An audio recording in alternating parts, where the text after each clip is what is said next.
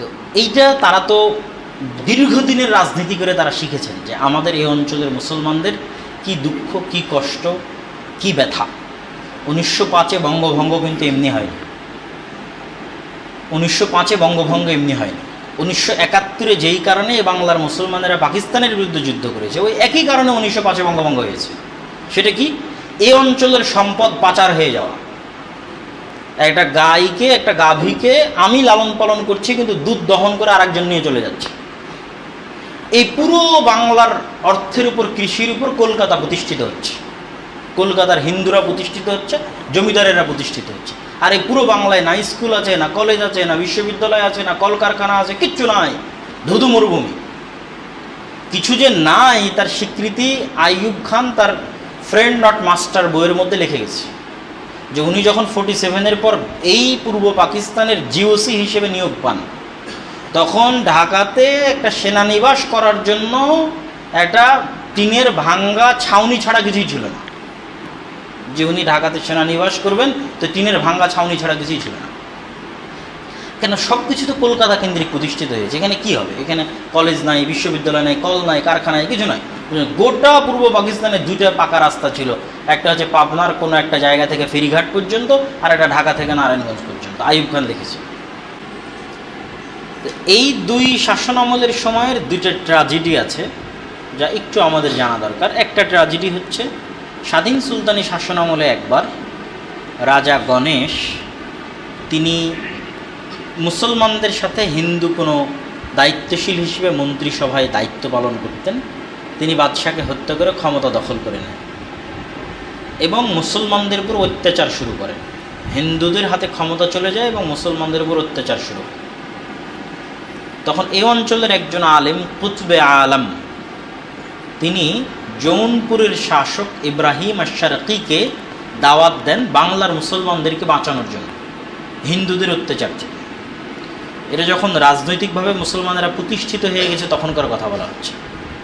1857-তে যখন সর্বভারতীয় বিপ্লব বা সিপাহী বিদ্রোহ হয়, তখন নামকা অস্তে হলেও মুঘল সম্রাট বাহাদুর শাহ জাফর এই বিদ্রোহে নেতৃত্ব দিয়েছিলেন। ব্রিটিশরা এই বিদ্রোহটা দমন করতে সফল হয়। দমন করতে সফল হওয়ার ফলে বাহাদুর শাহ জাফরকে নির্বাসনে পাঠিয়ে দেয় মায়ানমারের রেঙ্গুনে, যেখানে এখনও তার কবর আছে। এইটার মাধ্যমে ভারত উপমহাদেশে একদম আইনগত ঘোষণা দিয়ে মুসলমানদের শাসনের সমাপ্তি হয়ে যায়। তাহলে 1757-তে ইস্ট ইন্ডিয়া কোম্পানির মাধ্যমে শুরু, 1857-তে টোটালি সমাপ্তি। তবে 1757-র পর থেকেই মুসলমানদের মধ্যে ব্রিটিশদের বিরুদ্ধে জিহাদের চেতনা কাজ করে। ওই যে শাহ ওলিল্লাহ মুহাদ্দিস দেহলভির নাম বললাম, যিনি হুজ্জাতুল বালিগা লিখেছেন, তার একজন ছেলের নাম হচ্ছে শাহ আব্দুল আজিজ মুহাদ্দিস দেহলভি। তো আব্দুল আজিজ মুহাদ্দিস দেহলভি রাহিমাহুল্লাহর একটা বই আছে বুস্তানুল মুহাদ্দিসিন, বাংলায় অনুবাদ হয়েছে, মুহাদ্দিসদের বাগান। তো আব্দুল আজিজ মুহাদ্দিস দেহলভি রাহিমাহুল্লাহ প্রথম এই ভারতকে দারুল কুফর বলে ঘোষণা দেন, যে ব্রিটিশদের অধীনস্থ এই ভারত মুসলমানদের রাষ্ট্র নয়, এটা আর মুসলিম রাষ্ট্র নয়, এটা কাফের রাষ্ট্র। অতএব এটার বিরুদ্ধে জেহাদ করা ফরজ অথবা জায়েজ। তার এই ফতোয়ার উপর ভিত্তি করে শাহ ইসমাইল শহীদ রাহিমাহুল্লাহ এবং সৈয়দ আহমদ ব্রেলভি রাহিমাহুল্লাহ তারা তখন ব্রিটিশদের বিরুদ্ধে জেহাদের আন্দোলন শুরু করে। পুরো ভারত মুসলমানদের অধীনস্থ, বাদশাহ আলমগীর সর্বশেষ প্রতাপশালী মুঘলদের শাসক, কোরআনের হাফেজ, সুন্নাতের পাবন্দ, আল্লাহওয়ালা, আল্লাহ ভীরু, তাকওয়াবান, পরহেজগার শাসক। দীর্ঘ 50 বছর পরিপূর্ণ ভারত, একদম আফগানিস্তানের সীমান্ত থেকে নিয়ে মায়ানমারের সীমান্ত পর্যন্ত শাসন করেছে। ব্রিটিশরা যখন ইস্ট ইন্ডিয়া কোম্পানি যখন ভারতে ঢুকে গেছে তখনও তিনি শাসক।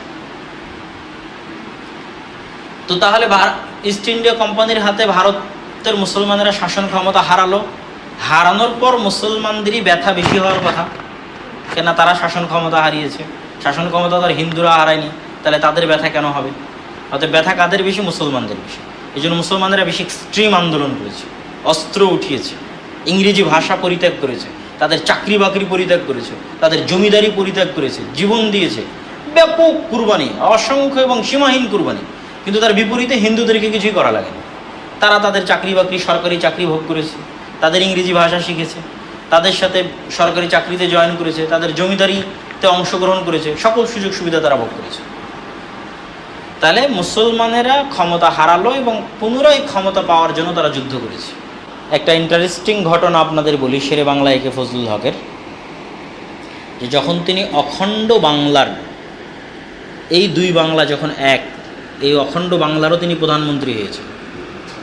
কৃষক প্রজা পার্টির পক্ষ হয়ে তিনি এই বাংলায় নির্বাচন করেছেন, মুসলিম লীগের বিরুদ্ধে নির্বাচন করেছেন এবং মুসলিম লীগের বিরুদ্ধে নির্বাচন করে জয়লাভও করেছেন। কিন্তু তিনি আবার যখন 46-এ যখন ডিভাইড হবে, কান্ট্রি ভাগ হবে, তখন তিনি আবার মুসলিম লীগে গিয়ে জয়েন করেছেন। কেননা তিনি চেয়েছিলেন দুই বাংলা মিলে একটা অখণ্ড, ভারতের সাথেও নয় পাকিস্তানের সাথেও নয়, দুই বাংলা মিলে একটা অখণ্ড বাংলাদেশ প্রতিষ্ঠা করতে, যেটা কলকাতার হিন্দু দাদাবাবুরা রাজি হয়নি, যে না আমরা এরকম অখণ্ড বাংলাদেশ চাই না, আমরা ভারতের সাথে। তখন শেরে বাংলা একে ফজলুল হক দেখেছেন যে আমার ইগো দিয়ে লাভ নাই, হোসেন শহীদ সোহরাওয়ার্দীর সাথে যদি আমি ইগো করি বা মিস্টার জিন্নার সাথে ইগো করি, এই ইগো করলে এই অঞ্চলের মুসলমানেরা ক্ষতিগ্রস্ত হবে। অতএব উনি ওনার ইগোকে পদানত করে মুসলিম লীগে জয়েন করেছে, শুধু এই অঞ্চলের মুসলমানদের মুক্তির জন্য। এটা যারা আরও ইতিহাস গভীরভাবে পড়েছে তারা আমার এই কথা মূল্যায়ন করতে পারবে, বুঝতে পারবে। আর যারা ইতিহাস পড়েনি তারা ধরতেই পারবে না যে আমি কি বলতেছি। শেরে বাংলা একে ফজলুল হক এই অঞ্চলে মুসলিম লীগের বিরুদ্ধে আন্দোলন করেছে। আচ্ছা, তার আপনি উদাহরণ কোথায় পাবেন? অতএব তোমরা আল্লাহ সুবহানাহু তাআলাকে ভয় করো, যদি আল্লাহ সুবহানাহু তাআলার নামে তোমাদের কাছে কিছু চাওয়া হয়, আত্মীয়তার সম্পর্ককে ভয় করো, আল্লাহ সুবহানাহু তাআলাকে ভয় করো। তো আলোচনার শুরুটা এই আয়াত দিয়ে এই জন্য করছি যে অবশ্যই ইসলাম মানুষের জাতিগত পার্থক্যকে স্বীকার করে। স্বীকার না করলে আল্লাহ বলতেন না যে আমি মানুষকে গোত্র এবং জাতিতে পৃথক করে তৈরি করেছি, বিভিন্ন জাতি এবং বিভিন্ন গোত্র বিভিন্ন ভাষায় ভাগ করে দিয়েছি। মানে এই যে বৈচিত্র্যটা ভাষা, জাতি এবং গোত্রের, এটা ইসলাম স্বীকার করে।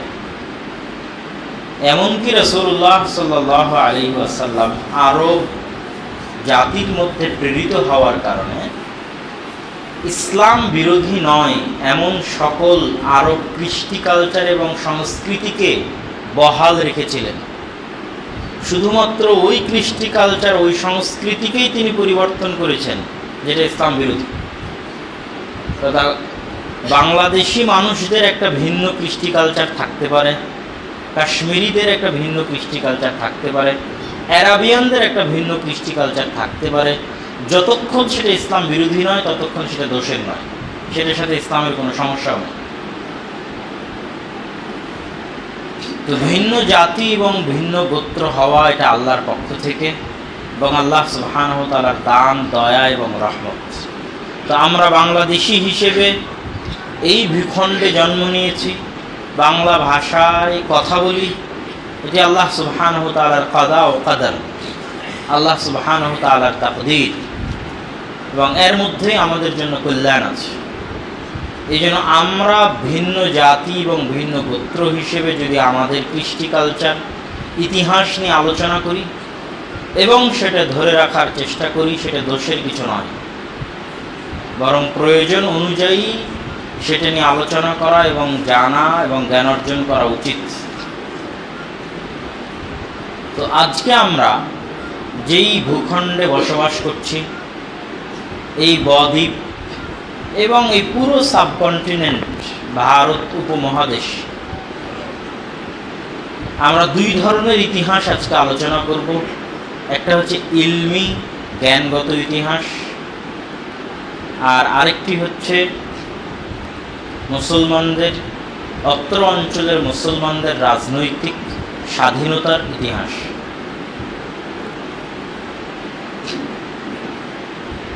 জ্ঞানগত ইতিহাস ভারত উপমহাদেশে কোরআন এবং হাদিসের খেদমত হয়েছে, এটার স্বীকৃতি বড় বড় আরব ওলামাগণ দিয়েছেন।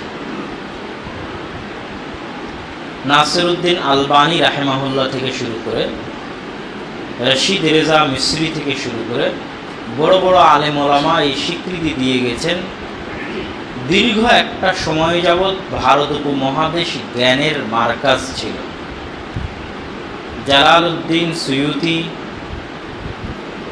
এর মৃত্যুর পর থেকে নিয়ে বর্তমান সৌদি আরবে বিভিন্ন ইসলামী বিশ্ববিদ্যালয় প্রতিষ্ঠা, শেখ সালেহ আল উসাইমিন, শেখ বিন বাজ এবং শেখ নাসিরউদ্দিন আল আলবানী, এই তিনজন ত্রিনক্ষত্রের আবির্ভাবের পূর্ব পর্যন্ত মধ্যের 200 থেকে 250 থেকে 300 বছর কোরআন এবং হাদিস চর্চার একটা বড় কেন্দ্র ছিল এই সাবকন্টিনেন্টের মাটি।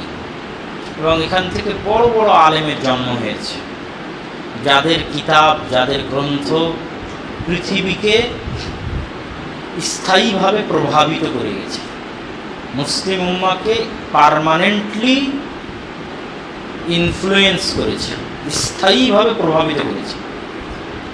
যেমন শাহ ওলিউল্লাহ মুহাদ্দিস দেহলভী রাহিমাহুল্লাহর লেখা হুজ্জাতুল্লাহিল বালিগা। দেহলভী মানে দিল্লির অধিবাসীকে উর্দুতে বলে দেহলি।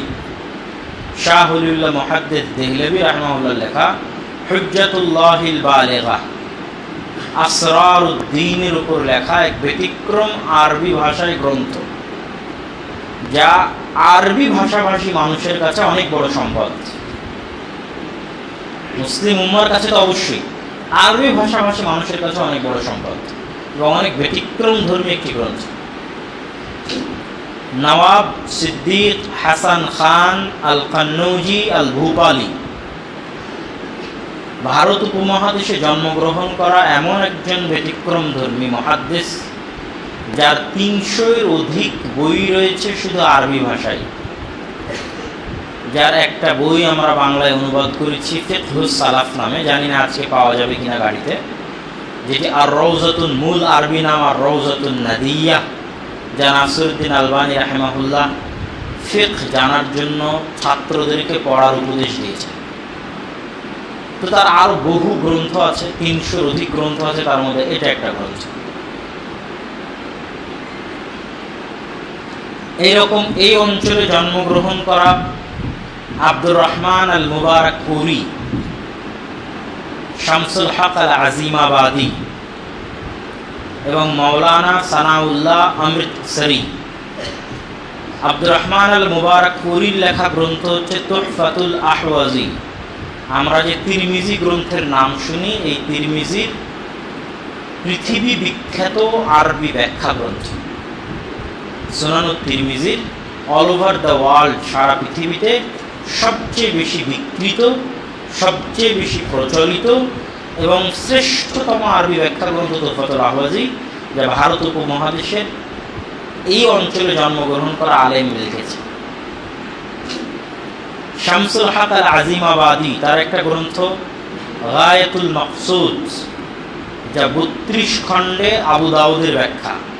পরবর্তীতে হিন্দু মুসলিম দাঙ্গায় এই বইটি নষ্ট হয়ে যায়। পাটনার লাইব্রেরিতে কিছু খণ্ডিত অংশ আছে, কিন্তু তিনি এই বইয়ের আর একটা সংক্ষিপ্ত রূপ করেছিলেন তার ভাইকে দিয়ে, যেটার নাম আউনুল মাবুদ, যেটা 4 এবং 5 খণ্ডে পাওয়া যায়।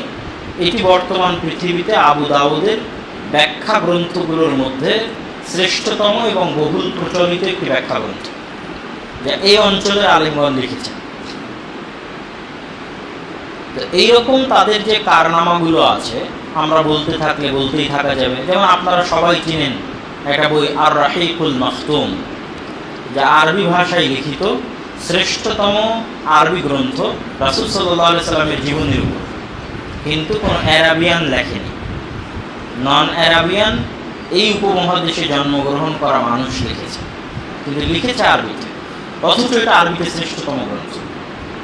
আমার বলার যেটা উদ্দেশ্য সেটা হচ্ছে, একটা সময় যাবৎ এই অঞ্চল জ্ঞানের মার্কাজ ছিল। এমনকি আলেম ওলামা এটা বলতে বাধ্য হয়েছে যে ব্রিটিশদের অধীনে শাসিত অবস্থায়, যাবতীয় সুযোগ সুবিধা বঞ্চিত অবস্থায় কিভাবে মানুষ এই পরিমাণ হাদিসের খেদমত করতে পারে তা কল্পনা করা যায় না। যা হাদিসের খেদমত এই অঞ্চলে হয়েছে, যাবতীয় সুযোগ সুবিধা বঞ্চিত অবস্থায়, ব্রিটিশদের অধীনে শাসিত অবস্থায়, মাজলুম অবস্থায়, কেমনে এরকম হাদিসের খেদমত হতে পারে, কোরআনের খেদমত হতে পারে?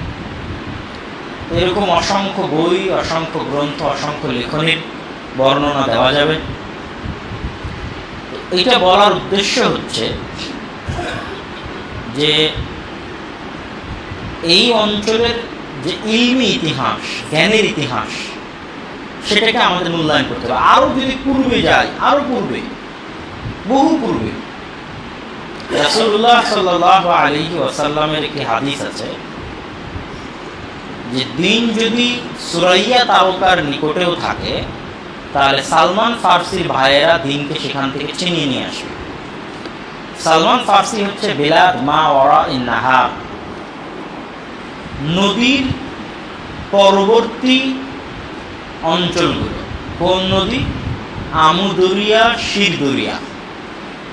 আমুদরিয়া এবং শিরদরিয়ার পার্শ্ববর্তী অথবা নিকটবর্তী অঞ্চলকে মা ওয়ারা ইন নাহার বলা হয়, যেটা সালমান ফার্সি এবং তাদের বাপদাদাদের পৈতৃক ভূমি।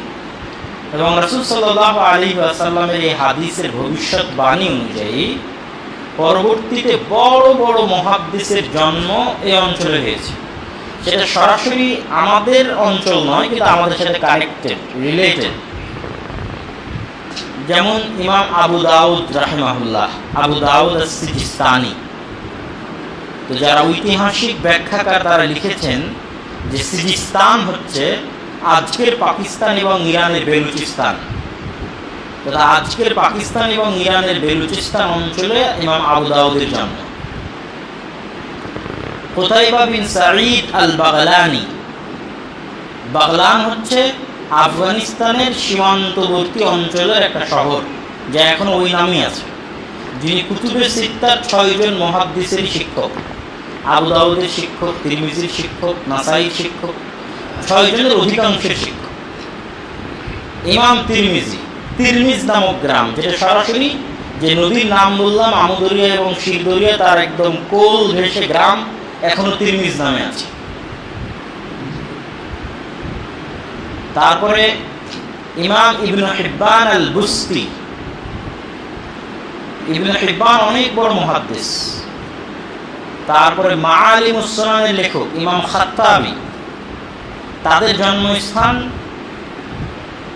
যেই জায়গায়, সেই জায়গায় এখন একটা এয়ারপোর্ট আছে, বোস্ট ইন্টারন্যাশনাল এয়ারপোর্ট, আফগানিস্তানে কান্দাহারের আশেপাশের অঞ্চল। আবু হাতিম আর রাজি, আবু যুরআ আর রাজি, রাজি মানে রায়, রায় নগরী। রায় নগরীকে দিকে নিসবত করে যখন কোনো কিছু বলা হয় সেটা রাজি। ব্যাখ্যাকার এবং ঐতিহাসিকগণ দেখছেন আজকে ইরানের তেহরানের রাজধানীর নিকটবর্তী কোনো অঞ্চলকে সেই যুগে রায় বলা হয়। তারপর ইমাম মারওয়াজি, মারো বা ইংরেজিতে মার্ভ, মরো বা ইংরেজিতে মার্ভ। তারপর আল বালখি, বালখ। এই বিশাল অঞ্চলগুলো, বুখারা, ইমাম বুখারি, ইমাম মুসলিম, নিশাপুর, নিশাপুরি, ইরানের একটা বড় শহরের নাম হচ্ছে নিশাপুর। এই যে পুরো এরিয়া সব হচ্ছে নন আরব, মানে আরব নয়, তারা সবাই আরব নয়। আজকের Uzbekistan, Kyrgyzstan, Kazakhstan, Turkmenistan, Afghanistan, Pakistan, Iran, এই ব্যাপক অঞ্চল থেকে সব মুহাদ্দিসের জন্ম হয়েছে। পৃথিবীর সবচেয়ে বড় বড় মুহাদ্দিস যারা, তাদের জন্ম হয়েছে, যারা হাদিসের সবচেয়ে ব্যাপক ভূমিকা এবং অবদান রেখেছে। তো ওই যুগ থেকেই জ্ঞানের একটা সিলসিলা এবং প্রভাব এই অঞ্চলগুলোতে ছিল। তার আরও বহু উদাহরণ আমরা দিতে পারবো এবং আলোচনা করতে পারবো, পেশ করতে পারবো। তবে এই সংক্ষিপ্ত আলোচনার মধ্যে দিয়ে এতটুকু তুলে ধরার ইচ্ছা যে ভারত উপমহাদেশের শুধু মুসলমানরা নয়, বরং যদি আহলুল হাদিসদেরকেও খাস করে বলি, যে আহলুল হাদিসদের কাছে ইলম নাই বা আলেম ওলামা নাই, বা তারা ব্রিটিশদের হাতে তৈরি, এরকম যে বিভিন্ন অভিযোগগুলো আছে, যদি এই লম্বা ইতিহাসগুলো মানুষ জানে, তাহলে এই অভিযোগগুলো উত্থাপন করা কঠিন হবে। যেমন আহলুল হাদিস এই নামটা ইমাম তিরমিজি রাহিমাহুল্লাহ তার সুনানুত তিরমিজিতে আহলুল হাদিস, আসহাবুল হাদিস এই নামটা 400 বারেরও বেশি বার ব্যবহার করেছে। ইমাম শাফিঈ তার কিতাবুল উম এবং কিতাবুল রিসালার মধ্যে 20 বারেরও অধিক আহলুল হাদিস এবং আসহাবুল হাদিস এই নাম ব্যবহার করেছে। তাহলে ইমাম তিরমিজি তার সুনানুত তিরমিজিতে যে আহলুল হাদিস এবং আসহাবুল হাদিসের কথা বললেন, ইমাম শাফিঈ তার কিতাবুল উম এবং কিতাবুল রিসালায় যে আহলুল হাদিস এবং আসহাবুল হাদিসের কথা বললেন, তারা কারা? আর আমরা যদি ব্রিটিশদের তৈরি হই, তাহলে আমরা কারা? তখন তো আর ব্রিটিশরা ছিল না। এই ইতিহাসগুলো আমাদের জানা এবং এই ইতিহাসগুলোর সাথে রিলেট করা এবং কানেক্টেড করতে পারাটা অনেক বড় জরুরি একটা কর্তব্য। ইতিহাস আল্লাহ নিজেও বর্ণনা করেছে। ইতিহাস গুরুত্বপূর্ণ না হলে আল্লাহ ইতিহাস বর্ণনা করতেন না। আল্লাহ কোরআনে ইতিহাস বর্ণনা করেননি। কোরআনের বড় বড় অংশগুলোকে যদি আমরা ভাগ করি, পুরো কোরআনকে যদি আমরা সামারাইজ করি, তাহলে কোরআনে আল্লাহ সুবহানাহু ওয়া তাআলা বারবার তার দয়ার বর্ণনা দিয়েছেন। আমি আসমান সৃষ্টি করেছি, জমিন সৃষ্টি করেছি, রাত দিন দিয়েছি, সূর্য দিয়েছি, চন্দ্র দিয়েছি, নক্ষত্র দিয়েছি, ঘুরিয়ে ফিরিয়ে বারবার বলতে দেখেছেন। আসমান থেকে পানি বর্ষণ করি, নদী নালা প্রবাহিত করেছি, পাহাড় দিয়েছি, বিভিন্ন জায়গায় বিভিন্ন আঙ্গিকে বিভিন্ন স্টাইলে। তাহলে এটা একটা কি গেল? আল্লাহর নিয়ামত এবং দয়ার বর্ণনা কোরআন মাজিদে। আল্লাহ সুবহানাহু ওয়া তাআলার শাস্তি এবং জান্নাত জাহান্নাম ও পরকালের বর্ণনা, কিয়ামতের ভয়াবহতা, জান্নাতের নিয়ামত, জাহান্নামের শাস্তি বারবার বিভিন্ন জায়গায় বিভিন্ন স্টাইলে বিভিন্ন আঙ্গিকে আসতেই থেকেছে কোরআনের মধ্যে। তাহলে এটা গেল কোরআনের একটা বিষয়বস্তু। কোরআনের একটা বিষয়বস্তু আল্লাহর দয়া এবং রহমতের বর্ণনা। কোরআনের আরেকটা বিষয়বস্তু পরকালের বর্ণনা, জান্নাত জাহান্নাম কিয়ামত। কোরআনের আরেকটা বড় বিষয়বস্তু হচ্ছে ইতিহাসের বর্ণনা। ঘুরিয়ে ফিরিয়ে মুসা ফেরাউন, মুসা ফেরাউন, পুরো কোরআন শুরু থেকে নিয়ে শেষ পর্যন্ত এক জায়গায় একটা ঘটনা, আরেক জায়গায় আরেকটা ঘটনা, আরেক জায়গায় আরেকটা ঘটনা, বারবার মুসা ফেরাউন, মুসা ফেরাউন, ইউসুফ ইয়াকুব ইসহাক ইব্রাহিম, ইউসুফ ইয়াকুব ইসহাক ইব্রাহিম, মারিয়াম ঈসা, মারিয়াম ঈসা, চলতে আছে। ঘুরিয়ে ফিরিয়ে আল্লাহ সুবহানাহু ওয়া তাআলা ইতিহাস বর্ণনা করেছে পবিত্র কোরআন। বড় বড় নবীদের ইতিহাস বর্ণনা করেছে, সুলাইমানের ইতিহাস বর্ণনা করেছে, দাউদের ইতিহাস বর্ণনা করেছেন, ইউনূসের ইতিহাস বর্ণনা করেছেন আলাইহিস সালাতু ওয়াস সালাম আজমাইন। লম্বা সূরা বাকারায় বনী ইসরাঈলের ইতিহাস বর্ণনা করেছে। আমারই আলোচনা আছে 1-1.5 ঘন্টা শুধু বনী ইসরাঈলের ইতিহাস। তাহলে ইতিহাস আল্লাহ নিজেও বর্ণনা করেছে। অতএব ইতিহাস জানা দরকার, জরুরি। এটা কোরআনের বিষয়বস্তুগুলোর একটা বড় বিষয়বস্তু। এবার আমরা আসি যে এই অঞ্চলের যেমন একটা ইলমি ঐতিহ্য ছিল, ঠিক এই অঞ্চলের মুসলমানদের একটা রাজনৈতিক স্বাধীনতার ইতিহাস ছিল। এই রাজনৈতিক স্বাধীনতার ইতিহাস যদি আমরা বলি যে ইসলাম ভারত উপমহাদেশে কিভাবে এসেছে, তাহলে ঐতিহাসিকরা বলছেন কেউ কেউ যে কেরালায় যে চেরুমল এবং পেরুমল রাজার যে মসজিদ আছে, সেটা রাসূল সাল্লাল্লাহু আলাইহি ওয়াসাল্লামের জীবদ্দশাতেই নাকি তারা ইসলাম গ্রহণ করেছিলেন এবং তৈরি হয়েছে। আল্লাহু আ'লাম, আল্লাহ ভালো জানেন। কিন্তু রাজনৈতিকভাবে ইসলাম প্রবেশ করেছে মুহাম্মদ বিন কাসিমের সিন্ধু বিজয়ের মাধ্যমে। পাকিস্তানের একটা প্রদেশ সিন্ধ, সেটি বিজয়ের মাধ্যমে রাজনৈতিকভাবে ইসলামে প্রবেশ। আর এই বঙ্গে ইসলাম রাজনৈতিকভাবে প্রবেশ করেছে 1200 খ্রিস্টাব্দের দিকে ইখতিয়ারউদ্দিন মুহাম্মদ বিন বখতিয়ার খিলজির অভিযানের মাধ্যমে। এবং তিনি যে অঞ্চলে অভিযান পরিচালনা করেছিলেন সেটাকে বলা হয় গৌড় অঞ্চল। কেউ বলেছে ভারতের নদিয়া, আর অধিকাংশ ঐতিহাসিকগণ বলেছেন আজকের মালদা, মুর্শিদাবাদ, চাঁপাইনবাবগঞ্জের যে ছোট সোনা মসজিদ থেকে নিয়ে মালদা ওল্ড স্টেশন পর্যন্ত এই বিশাল এরিয়ায় যে প্রচুর পুরাতন মসজিদ আছে, প্রচুর পুরাতন মাদ্রাসা বিল্ডিং আছে, এবং ওই রোডটার নাম হচ্ছে গৌড় রোড। এটাই ছিল স্বাধীন সুলতানি শাসন আমলে মুসলমানদের রাজধানী, যার কিছু খণ্ডিত অংশ বাংলাদেশের সীমান্তে পড়েছে। যেমন ছোট সোনা মসজিদ বাংলাদেশের সীমান্তে পড়েছে, দরাজবাড়ি মাদ্রাসা বাংলাদেশের সীমান্তে পড়েছে, এরকম কিছু জিনিস বাংলাদেশের সীমান্তে পড়েছে। বাকি প্রচুর মসজিদ, বড় সোনা মসজিদ সহ আরো মসজিদ এবং বড় স্থাপত্য ভারতের সীমানার মধ্যে, কিন্তু ওই বরাবরই ওই রোড ধরে, রোডের দুই সাইডে। এটাকে বলা হচ্ছে গৌড়, স্বাধীন সুলতানি শাসন আমলে বাংলার রাজধানী। স্বাধীন সুলতানি শাসনামল মানে হচ্ছে দিল্লিতেও মুসলমানদের শাসন ছিল, বাংলাতেও মুসলমানদের শাসন ছিল।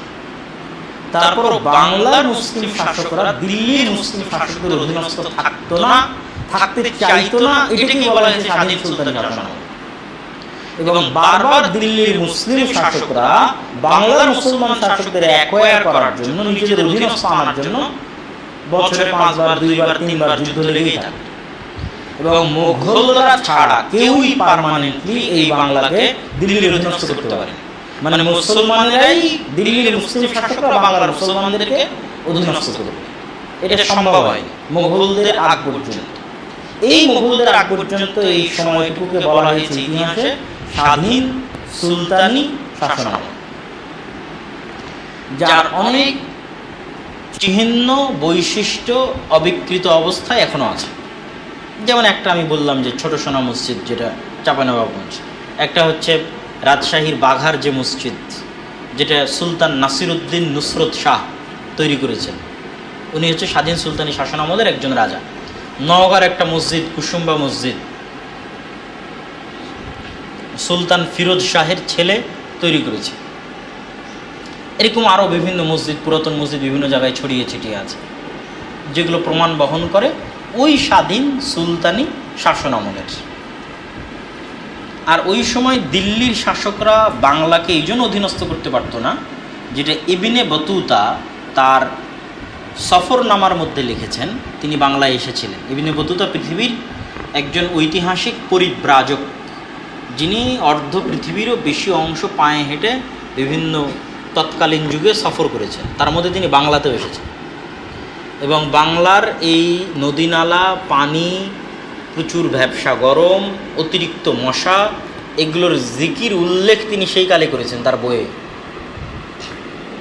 যে জান্নাত এবং জাহান্নামের সংমিশ্রণ, মানে প্রাকৃতিক দৃশ্য জান্নাতের মতো, কিন্তু ভ্যাবসা গরম আর মশার অত্যাচার জাহান্নামের মতো। ইবনে বতুতা তার সফরনামার মধ্যে লিখেছেন যখন তিনি বাংলায় আসেন। তো দিল্লির শাসকরা যখন বাংলা আক্রমণ করত, দিল্লির মুসলিম শাসকরা যখন বাংলার মুসলিম শাসকদের আক্রমণ করত, তখন বাংলার মুসলিম শাসকরা বর্ষাকালের অপেক্ষা করত। বর্ষাকাল আসলে নদীনালা পরিপূর্ণ হয়ে যেত, যোগাযোগ ব্যবস্থা ধ্বংস হয়ে যেত, আর মশার উপদ্রব বেড়ে যেত। তখন দিল্লির শাসকরা পালিয়ে যেতেন। এই হচ্ছে স্বাধীন সুলতানি শাসনামল। আর এই স্বাধীন সুলতানি শাসনামলের পরে আসে মোঘলদের শাসন। মোঘলেরা বাংলাকে প্রথম তাদের মধ্যে অন্তর্ভুক্ত করে এবং রাজধানী গৌড়কেও বাদ দিয়ে দেয়, রাজধানী সোনারগাঁকেও বাদ দিয়ে দেয়, রাজধানী করে ঢাকা, যেটা বুড়িগঙ্গার তীরে আহসান মঞ্জিল বা লালবাগের কেল্লা, এই অঞ্চলকে তারা রাজধানী করে। জাহাঙ্গীরনগর নাম দেয় বাদশাহ জাহাঙ্গীর। এবং ওই সময় এটাকে বলা হতো সুবা, সুবে বাংলা। সুবা মানে প্রদেশ, উর্দুতে সুবা মানে প্রদেশ।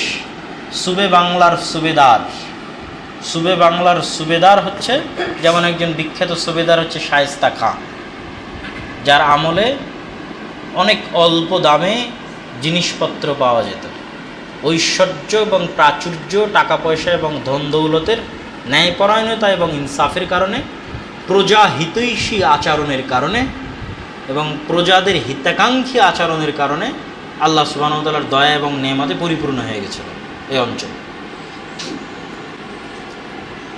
এই দুই শাসন আমলের সময়ের দুইটা ট্র্যাজেডি আছে যা একটু আমাদের জানা দরকার। একটা ট্র্যাজেডি হচ্ছে স্বাধীন সুলতানি শাসন আমলে একবার রাজা গণেশ, তিনি মুসলমানদের সাথে হিন্দু কোনো দায়িত্বশীল হিসেবে মন্ত্রিসভায় দায়িত্ব পালন করতেন, তিনি বাদশাকে হত্যা করে ক্ষমতা দখল করে নেন এবং মুসলমানদের উপর অত্যাচার শুরু করেন।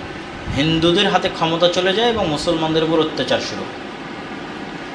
তখন এই অঞ্চলের একজন আলেম, কুতবে আলম, তিনি জৌনপুরের শাসক ইব্রাহিম আশ-শারকিকে দাওয়াত দেন বাংলার মুসলমানদেরকে বাঁচানোর জন্য হিন্দুদের অত্যাচার থেকে।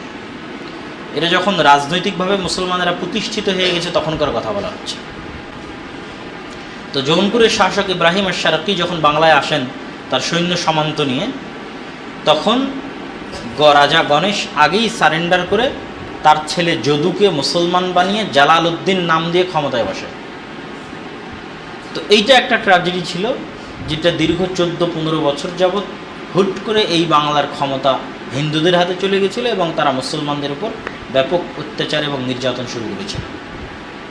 কয়েক হাজারেরও অধিক আলেম ওলামা, মাদ্রাসার ছাত্রকে ওই সময় হত্যা, নিহত, ফাঁসি ইত্যাদির শিকার হতে হয়েছে। আর এই অঞ্চলে এখন আমরা যে মসজিদ দেখছি, যে মাদ্রাসা দেখছি, শুধু এগুলোই মসজিদ মাদ্রাসা, আগে ছিল না, এটা যদি আমরা চিন্তা করি তাহলে ভুল হবে। এখন যে মসজিদ মাদ্রাসা দেখছি এগুলোর বয়স 150 বছর, 200 বছর, সর্বোচ্চ 150-200 বছর। আর এর আগে ব্রিটিশরা আসার আগে ভারত, পাকিস্তান, বাংলাদেশের 5 ভাগের 1 ভাগ সম্পত্তি মসজিদ মাদ্রাসার নামে অক্ফ ছিল। কোনো রাজা বাদশাহ অক্ফ করেছে, সাধারণ মানুষ অক্ফ করেছে, বিভিন্ন মসজিদ মাদ্রাসার নামে টোটাল এই ভূখণ্ডের 5 ভাগের 1 ভাগ সম্পত্তি অক্ফ ছিল, যেটা ব্রিটিশরা যখন ক্ষমতা দখল করে তখন লাখেরাত সম্পত্তি বাজেয়াপ্তকরণ এই আইনের মাধ্যমে সকল সম্পত্তিকে বাজেয়াপ্ত করে জমিদারদের মধ্যে বন্টন করে দেওয়া হয়। ফলত আর কোনো মসজিদ মাদ্রাসার সম্পত্তি 200 বছরের বেশি নয়। মানে তারপরে মুসলমানেরা নতুন করে যেগুলো অক্ফ করেছে সেগুলো এখন আছে। তার আগের যে আমরা তো এই দেশে 800 বছর থেকে বাস করছি, তো 800 বছরের পুরাতন মসজিদের জন্য জমি আর মাদ্রাসার জন্য জমি নাই কেন? ওগুলো সব ব্রিটিশরা লাখেরাত সম্পত্তি বাজেয়াপ্তকরণের মাধ্যমে বাজেয়াপ্ত করে জমিদারদের দিয়ে দিয়েছে। ফলে যা সম্পত্তি এখন মসজিদ মাদ্রাসা সেগুলো 150-200, সর্বোচ্চ সর্বনিম্ন 50, 60, 30, 40, 10, 20। তো এই জন্য তখন মুসলমানদের জমি জায়গা এবং শিক্ষা দীক্ষা ছিল না এটা বললে ভুল, বরং ভালো শিক্ষা দীক্ষা এবং ভালো মসজিদ মাদ্রাসা ছিল, এটাই ধারণা করতে হবে। ইতিহাস এটারই প্রমাণ বহন করে। তো এই সংক্ষিপ্ত ইতিহাস বলার মধ্যে আরেকটা ট্র্যাজেডি আছে, সেটা যে বাদশাহ আকবরের দ্বীন-ই ইলাহি আর আলাউদ্দিন হোসেন শাহের শ্রী চৈতন্যের মতবাদে প্রভাবিত হওয়া। বাদশাহ আকবর হচ্ছে দিল্লির শাসক, আলাউদ্দিন হোসেন শাহ বাংলার শাসক। তো বাদশাহ আকবর দ্বীন-ই ইলাহি মানে সেকুলার মুসলিম, হিন্দু এবং মুসলিমের কালচারাল মিক্সিং। হিন্দু এবং মুসলমানরা কালচারালি একজন আরেকজনের সাথে মিক্স হবে, এটা রাজকীয়ভাবে পৃষ্ঠপোষকতা করা হয়েছে। ফলত মুসলমানদের ইমান, আকিদা, আমল, বিবাহ, শাদী, সামাজিক রীতিনীতি, কৃষ্টি কালচার সব ধ্বংস হয়ে গেছে, মানে হুবহু হিন্দুদের মতো হয়ে গেছে। কেন? রাজনৈতিক পৃষ্ঠপোষকতা পেয়েছে একটা দীর্ঘকালব্যাপী বাদশাহ আকবরের আমলে, যে হিন্দু মুসলিম কালচারাল মিক্সিং হতে হবে, সেকুলার মুসলিম। ঠিক আলাউদ্দিন হোসেন শাহের আমলে এই বাংলায় শ্রী চৈতন্যের মতবাদে প্রভাবিত হয়ে তিনিও চাইতেন হিন্দু মুসলিম কালচারাল মিক্সিং, যেটার প্রভাবে এ অঞ্চলেরও মানুষের আকিদা আমল যা তাওহীদের উপর প্রতিষ্ঠিত ছিল, এ অঞ্চলের মানুষের আকিদা এবং আমল যে তাওহীদের উপর প্রতিষ্ঠিত ছিল তার একটা নিদর্শন বলি, এটা আমার আগে মাথায় আসেনি, কিন্তু কিছুদিন আগে আমাদের মদিনা ইসলামী বিশ্ববিদ্যালয়ের একজন শিক্ষক শেখ মনসুর আল খালাফ, উনি দীর্ঘ 1 মাসব্যাপী জামিয়া সালাফিয়া ডাঙ্গিপাড়া বাবা রাজশাহীতে দার্স দিয়েছেন। তো ওনাকে নিয়ে আমি সব পুরাতন মসজিদগুলো দেখাচ্ছিলাম, তো বিশেষ করে ছোট সোনা মসজিদ, কুসুম্বা মসজিদ।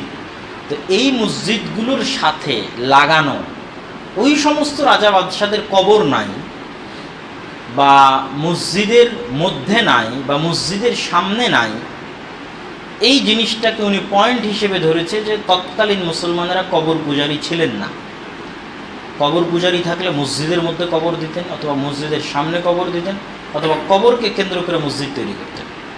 বরং কোথাও যদি কবর দেখা যায় তাহলে সেটা মসজিদকে কেন্দ্র করে পরবর্তীরা কবর দিয়েছে, কিন্তু তখনকার মুসলমানেরা কবর পূজারী ছিল না।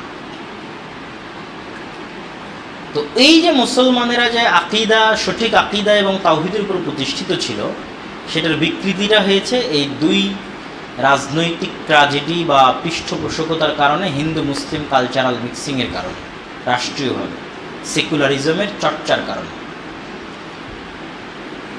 এখান থেকে আস্তে আস্তে কি হলো, মুঘলদের শাসন আমলে যখন বাংলা মুঘলদের অধীনস্থ, তখন 1757 সালের 23শে জুন, যা আমরা সবাই জানি, যে পলাশির আম্র কারণে বাংলার স্বাধীনতার সূর্য অস্তমিত হয়, এবং কালের পরিক্রমায় পুরো ভারতের স্বাধীনতার সূর্য অস্তমিত হয়। আর পুরো ভারতের স্বাধীনতার সূর্য অস্তমিত হতে ফাইনাল ঘোষণা আসতে 100 বছর লাগে। 1757 23শে জুন থেকে 100 বছর লাগে ফাইনাল স্বাধীনতা, টোটালি মানে নাই স্বাধীনতা এটার ঘোষণা আসতে। 1857-তে যখন সর্বভারতীয় বিপ্লব বা সিপাহী বিদ্রোহ হয়, তখন নামকা অস্তে হলেও মুঘল সম্রাট বাহাদুর শাহ জাফর এই বিদ্রোহে নেতৃত্ব দিয়েছিলেন। ব্রিটিশরা এই বিদ্রোহটা দমন করতে সফল হওয়ার ফলে বাহাদুর শাহ জাফরকে নির্বাসনে পাঠিয়ে দেয় মায়ানমারের রেঙ্গুনে, যেখানে এখনও তার কবর আছে। এইটার মাধ্যমে ভারত উপমহাদেশে একদম আইনগত ঘোষণা দিয়ে মুসলমানদের শাসনের সমাপ্তি হয়ে যায়। তাহলে 1757-তে ইস্ট ইন্ডিয়া কোম্পানির মাধ্যমে শুরু, 1857-তে টোটালি সমাপ্তি। তবে 1757 পর থেকেই মুসলমানদের মধ্যে ব্রিটিশদের বিরুদ্ধে জিহাদের চেতনা কাজ করে। ওই যে শাহুলিল্লাহ মুহাদ্দিস দেহলভির নাম বললাম, যিনি হুজ্জাতুল বালিগা লিখেছেন, তার একজন ছেলের নাম হচ্ছে শাহ আব্দুল আজিজ মুহাদ্দিস দেহলভি। তো আব্দুল আজিজ মুহাদ্দিস দেহলভি রাহিমাহুল্লাহর একটা বই আছে বুস্তানুল মুহাদ্দিসিন, বাংলায় অনুবাদ হয়েছে মুহাদ্দিসদের বাগান। তো আব্দুল আজিজ মুহাদ্দিস দেহলভি রাহিমাহুল্লাহ প্রথম এই ভারতকে দারুল কুফর বলে ঘোষণা দেন, যে ব্রিটিশদের অধীনস্থ এই ভারত মুসলমানদের রাষ্ট্র নয়, এটা আর মুসলিম রাষ্ট্র নয়, এটা কাফের রাষ্ট্র, অতএব এটার বিরুদ্ধে জেহাদ করা ফরজ অথবা জায়েজ। তার এই ফতোয়ার উপর ভিত্তি করে শাহ ইসমাইল শহীদ রাহিমাহুল্লাহ এবং সৈয়দ আহমদ বেরেলভি রাহিমাহুল্লাহ তারা তখন ব্রিটিশদের বিরুদ্ধে জেহাদের আন্দোলন শুরু করে, এবং তাদের পরবর্তীতে আরও বিভিন্ন জায়গায় আপনার তিতুমিরের লাল কেল্লা বলেন, হাজি শরীয়তুল্লাহর ফরাইজি আন্দোলন বলেন, সৈয়দ মাওলানা এনায়েত আলী এবং মাওলানা বেলায়েত আলী, পাটনার সাদিকপুরি পরিবার, তাদের আন্দোলনের কথা বলেন। বিভিন্ন জায়গায় ভিন্ন ভিন্ন আঙ্গিকে ব্রিটিশদের বিরুদ্ধে মুসলমানেরা তাদের সংগ্রাম অব্যাহত রেখেছে। আর ওই যে শাহ ইসমাইল শহীদের নাম বললাম, উনি 25,000 হাদিসের হাফেজ। উনি ওই যুগে বই লিখেছেন তাকবিয়াতুল ঈমান, তাওহীদের উপর। সেই কালে বসে, যখন মদিনা বিশ্ববিদ্যালয় ছিল না, দারুল উলুম দেওবন্দ ছিল না, আর কোনো বড় স্বীকৃত প্রতিষ্ঠান ছিল না, তখন তিনি এই উপমহাদেশে বসে তাওহীদের উপর শিরক এবং বেদাতের বিরুদ্ধে এত শক্ত এবং এত কঠোর লিখনী লিখেছেন, যা আজ পড়লে অবাক হতে হয়। আপনি যদি মনে করেন যে আজ মদিনা থেকে পড়ে এসে আমরা কোরআন এবং সহিহ হাদিসের দাওয়াত দিচ্ছি, তাহলে তাদের খেদমতকে অপমান করা হয়। যখন মদিনা বিশ্ববিদ্যালয়ের জন্মই হয়নি, 200 বছর আগের কথা বলছি, তখন তারা সঠিক আকীদা এবং আমলের দাওয়াত দিয়েছেন। ওই বই আপনি বাংলাতেও পাবেন, তাকবিয়াতুল ঈমান, আরবিতে অনুবাদ হয়েছে রিসালাতুত তাওহীদ নামে। আমার জানা মতে এখনো হয়তো তাওহীদের উপর এবং শিরকের বিরুদ্ধে, বেদাতের বিরুদ্ধে এত শক্ত বই ভারত উপমহাদেশের আলেম ওলামা এখনো হয়তো লিখতে পারেনি, যেটা শাহ ইসমাইল শহীদ রাহিমাহুল্লাহ 200 বছর আগে লিখেছেন তাকবিয়াতুল ঈমান নামে।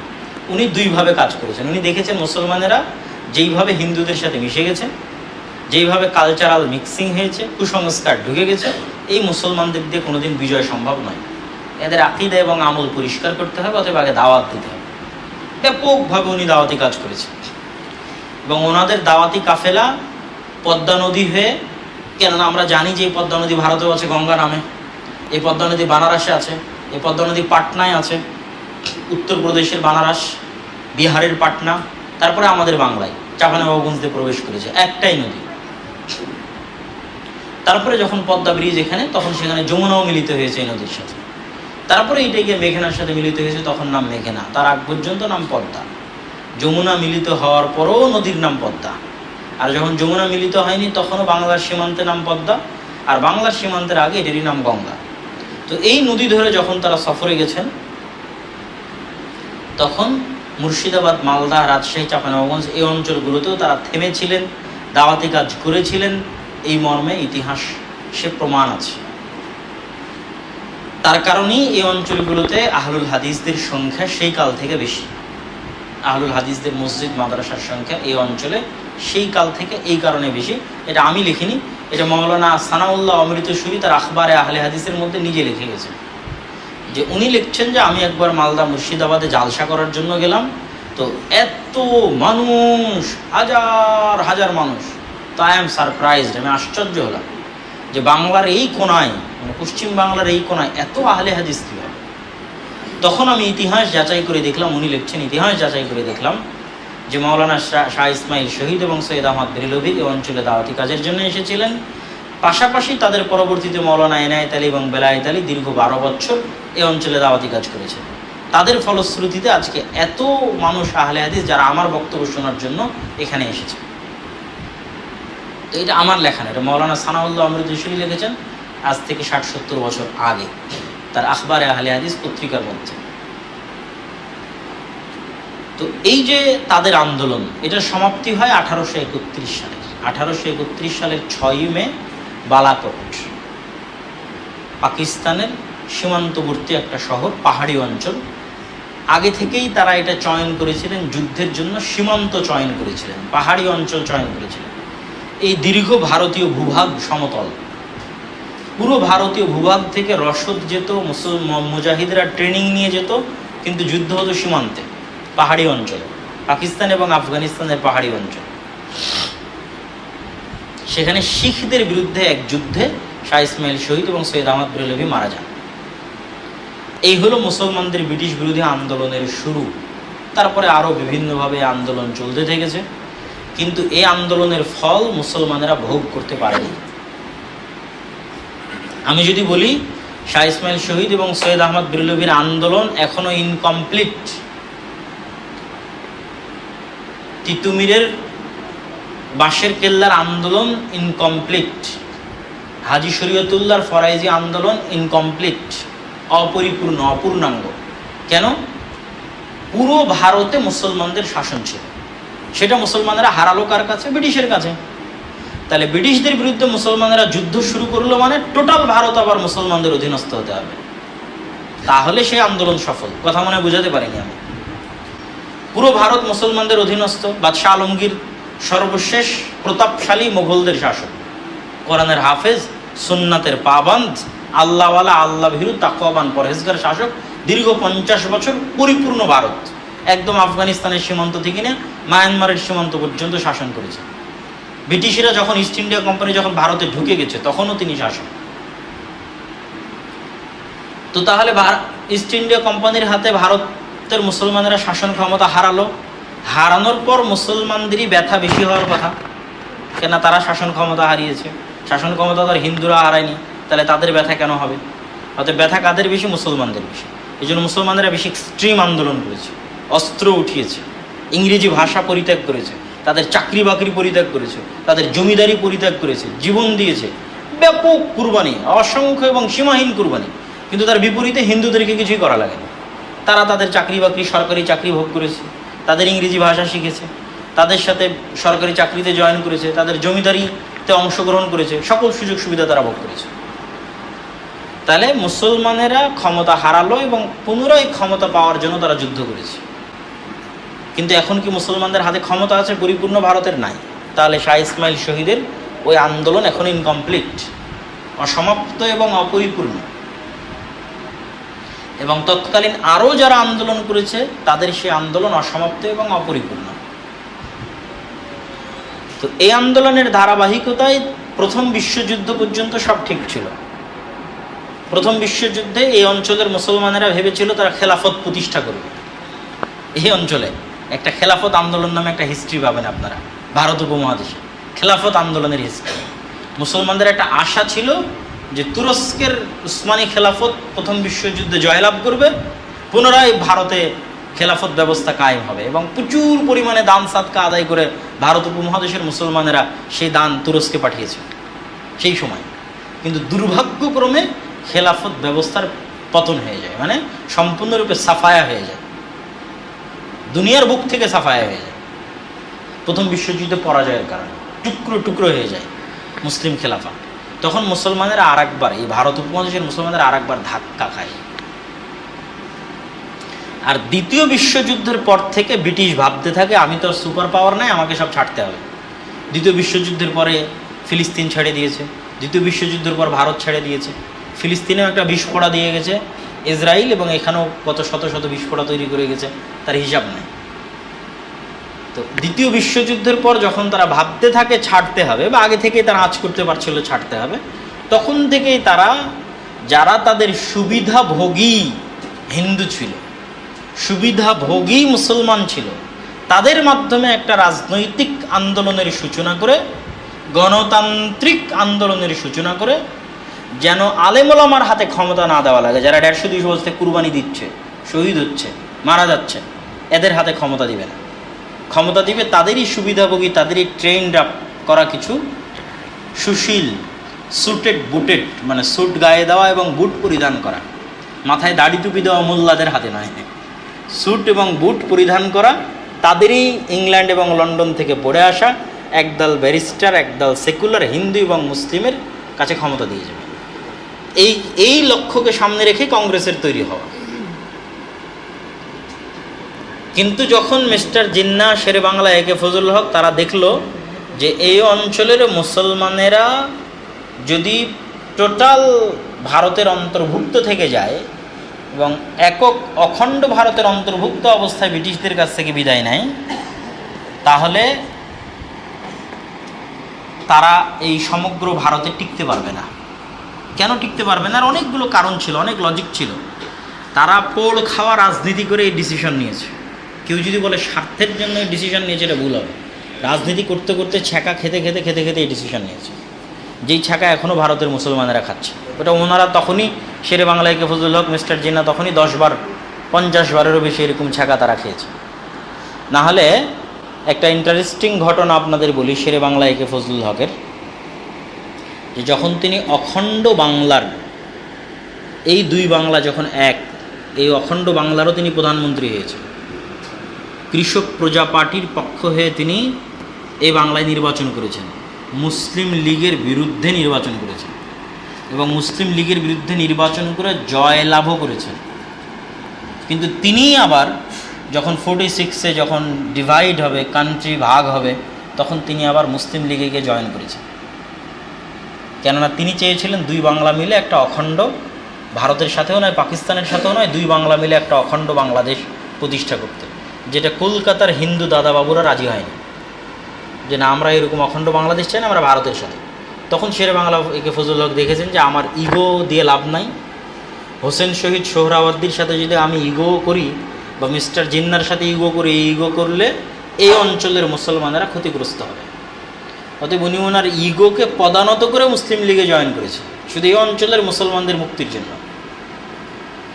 এটা যারা আরও ইতিহাস গভীরভাবে পড়েছে তারা আমার এই কথা মূল্যায়ন করতে পারবে, বুঝতে পারবে। আর যারা ইতিহাস পড়েনি তারা ধরতেই পারবে না যে আমি কি বলতেছি। শেরে বাংলা একে ফজলুল হক এই অঞ্চলে মুসলিম লীগের বিরুদ্ধে আন্দোলন করেছে। আচ্ছা, তার আপনি উদাহরণ কোথায় পাবেন? শেখ মুজিবুর রহমানের অসমাপ্ত আত্মজীবনীতে শেখ মুজিবুর রহমান লিখতেছে যে উনি মুসলিম লীগের হয়ে রাজনীতি করেন, আর শেরে বাংলা একে ফজলুল হক কৃষক প্রজা পার্টি।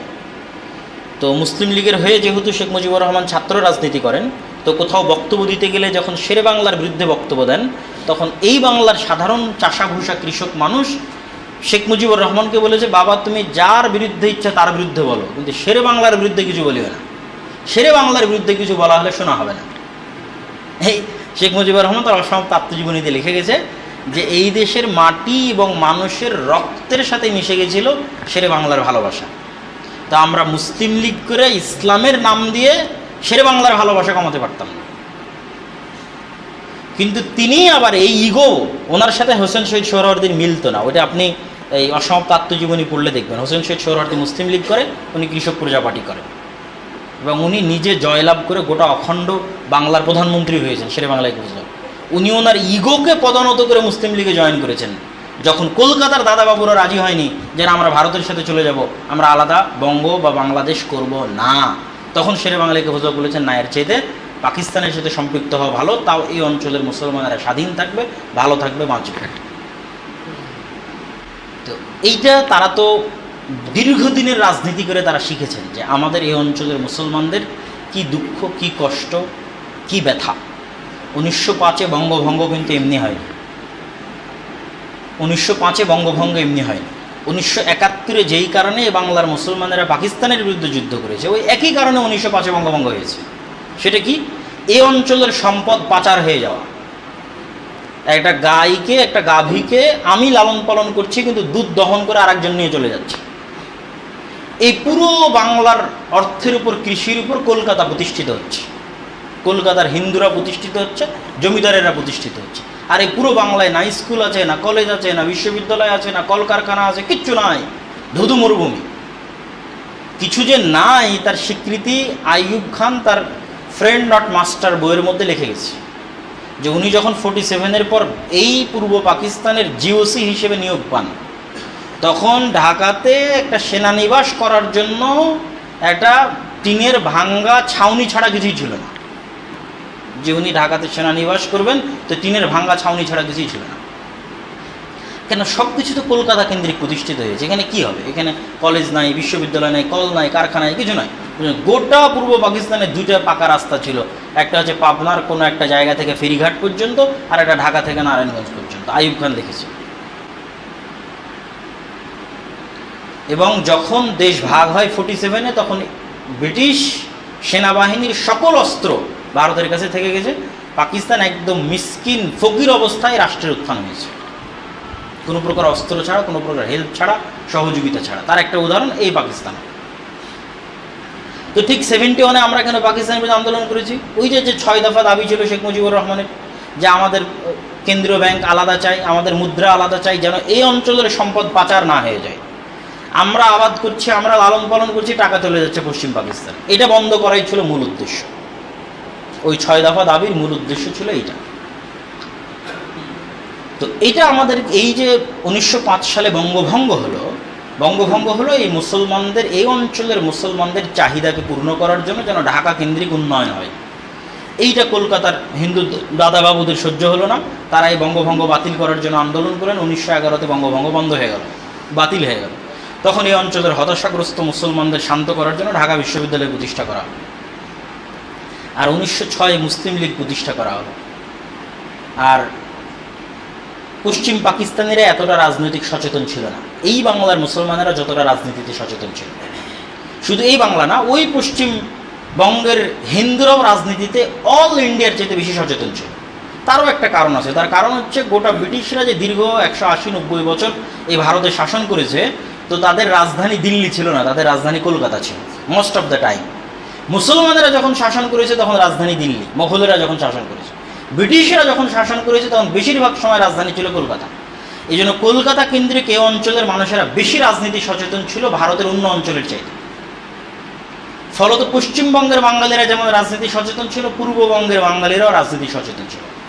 এই জন্য মুসলিম লীগ পশ্চিম পাকিস্তানে প্রতিষ্ঠিত হয়নি, ঢাকায় প্রতিষ্ঠিত হয়েছে 1906 সালে মুসলমানদের আলাদা দেশের জন্য। লাহোর প্রস্তাব 1940-এ পশ্চিম পাকিস্তানে কেউ পেশ করে, শেরে বাংলা একে ফজল হক বাঙালি লাহোর প্রস্তাব পেশ করেছে, এবং লাহোরের মিনারে পাকিস্তানে এখনও শেরে বাংলা একে ফজল হকের নাম লেখা আছে যে তিনি লাহোর প্রস্তাব পেশ করেছেন। এই জন্য এরা ছিল রাজনৈতিকভাবে অনেক সচেতন এবং দূরদর্শী সম্পন্ন নেতা। তো এই লম্বা আলোচনা করার পিছনে কারণ কি, যে আমরা এখন আমাদের এই দেশের স্বাধীনতাটাকে সম্পৃক্ত করে ফেলেছি শুধু 71-এর ইতিহাসের সাথে। এবং দুটো ভুল, আমাদের ইতিহাসের দুটো চরম ভুল। এক নাম্বার হচ্ছে আমরা মনে করেছি আমাদের জাতিসত্তার উত্থান শুধু 71-এ। 2, এই অঞ্চলে যে মুসলিম শাসকরা ছিল তাদেরকে ইন্ডিয়ানদের মতো বিদেশি দখলদার শাসক হিসেবে আমাদের বই পুস্তকে তুলে ধরা হয়েছে। ইখতিয়ারউদ্দিন মোহাম্মদ বখতিয়ার খিলজিকে পাহাড়পুরের বৌদ্ধ বিহারের ধ্বংসকারী, হামলাকারী, আক্রমণকারী হিসেবে আমাদের পাঠ্যপুস্তকে তুলে ধরা হয়েছে। এটা খুবই ভয়ঙ্কর, যেটা আমি যখন স্টুডেন্ট লাইফে ভারতে ছিলাম তখন আমি দেখতাম যে ভারতের সিলেবাসের মধ্যে এটা ঢুকানো হচ্ছে যে বাদশাহ শাহজাহান, বাদশাহ আলমগীর বা আর যারা আছে তারা হচ্ছে এই দেশ দখলকারী, বাহির থেকে এসে এই দেশ দখল করে থেকেছে। আর যে সমস্ত হিন্দু শাসকরা তাদের বিরুদ্ধে যুদ্ধ করত, শিবাজি, ছত্রপতি, তারা হচ্ছে মারাঠা বা রাজপুত, তারা হচ্ছে এই দেশের ইতিহাসের মূল অংশ। কিন্তু এইটা তারা কোনো সময় বিবেচনা করলো না যে ব্রিটিশরা এই দেশ থেকে সব সম্পত্তি নিয়ে চলে গেল তাদের দেশে, আর মুসলমানদের ইতিহাসে রেকর্ড নাই যে মুসলমানরা কোনো দেশে যায় ওই দেশের সম্পত্তি চুরি করেছে। যখন মুঘল ভারত শাসন করেছে মোগলেরা, তখন এরকম কোনো রেকর্ড নাই যে এখানকার সম্পত্তি নিয়ে যায় তাজমহল ওরা তুর্কমেনিস্তান উজবেকিস্তানে বানিয়েছে, আর লালকেল্লা উজবেকিস্তান তুর্কমেনিস্তানে বানিয়েছে, তাদের বাপদাদার বাড়িতে বানিয়েছে লালকেল্লা, তাদের নিজের এলাকা নিজের মাতৃভূমিতে বানিয়েছে কুতুব মিনার আর ফতেহপুর সিক্রি আর দিল্লির শাহী জামে মসজিদ। না, তারা এই দেশের অর্থ সম্পদ এই দেশেই ব্যয় করেছে, এই দেশেই ইনভেস্ট করেছে। মুসলমানেরা যখন স্পেনে গেছে, আন্দালুসে গেছে, তখন স্পেন থেকে টাকা পয়সা নিয়ে এসে মক্কা মদিনার উন্নয়ন করেনি, স্পেনেরই উন্নয়ন ঘটিয়েছে। যত বিশ্ববিদ্যালয়, যত কলেজ, যত লাইব্রেরি, আলহামরার বিল্ডিং, কর্ডোভার জামে মসজিদ, গোয়াদেল কুইভার নদীর উপর ব্রিজ, সব স্পেনে তৈরি করেছে মুসলমানরা।